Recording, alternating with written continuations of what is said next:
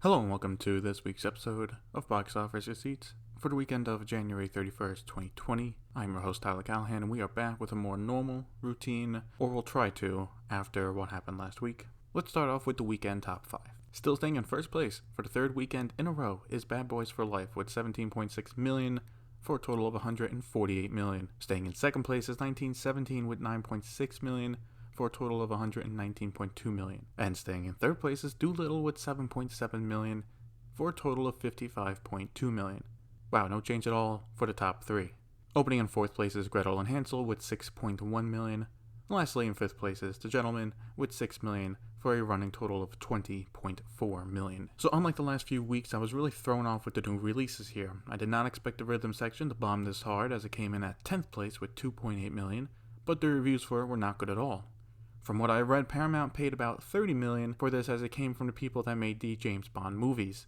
So if that is accurate, then not a good start for Paramount, which they really are not on a hot streak since Terminator Dark Fate from November. So that threw everything off for me. I also did not expect Gretel and Hansel to break the top 5, considering it looked more like an artsy horror movie rather than a typical one. But here we are. For the top 3, there's not much to talk about, as they are still all moving where they are expected to. Looking at some other movies domestically, Jumanji: The Next Level is at 291.2 million, and it's working its way to 300 million domestic. Little Women is about to pass 100 million domestic, with it at 98.7 million. And Just Mercy just passed 30 million domestically, with it now at 30.9 million. Now let's move over to international numbers. Bad Boys for Life is now at 142.7 million internationally, for a worldwide total of 290.7 million, and has now passed Bad Boys 2 to be the biggest movie of the series worldwide. 1917 is at 129.8 million internationally, for a worldwide total of 249 million. Dolittle is at 71.4 million, for a worldwide total of 126.6 million. The Gentleman is at 22.4 million, for a worldwide total of 42.9 million. Looking at some older movies, Spies in Disguise is at 157.2 million worldwide. Just Mercy is at 37.4 million worldwide. And Knives Out is almost at 300 million worldwide, with it now at 290.5 million. For news, we do not have much, except Universal finally dropped their Fast 9 trailer. Now to start, I don't know.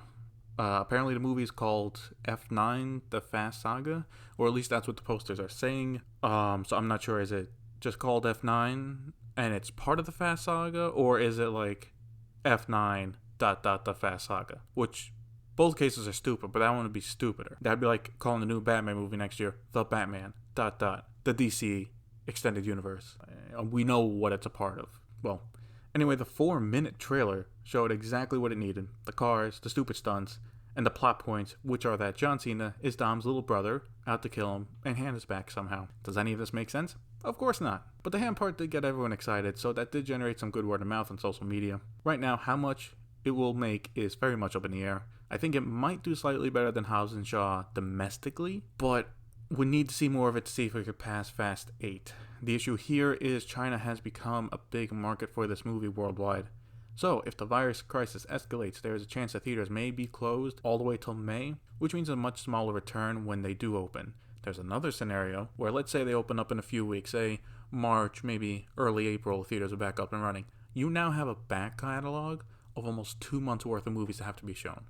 You have the Chinese New Year movies, you have Mulan, you have Onward, and then any other Chinese movies that were set to come out in, say, March. So if they got to run those first, F9 might not be coming out till June or July by the time theaters are back up and running. I just saw the news today. I mean, I guess I'll just quick mention it here, but at least for now, the China release for movies like Dolittle have just been straight up canceled because, again, the theaters are still closed. So again, is Universal going to push for Dolittle to make a couple extra bucks in China, or are they just going to drop it? And these are all issues that aren't figured out yet and won't be for a while.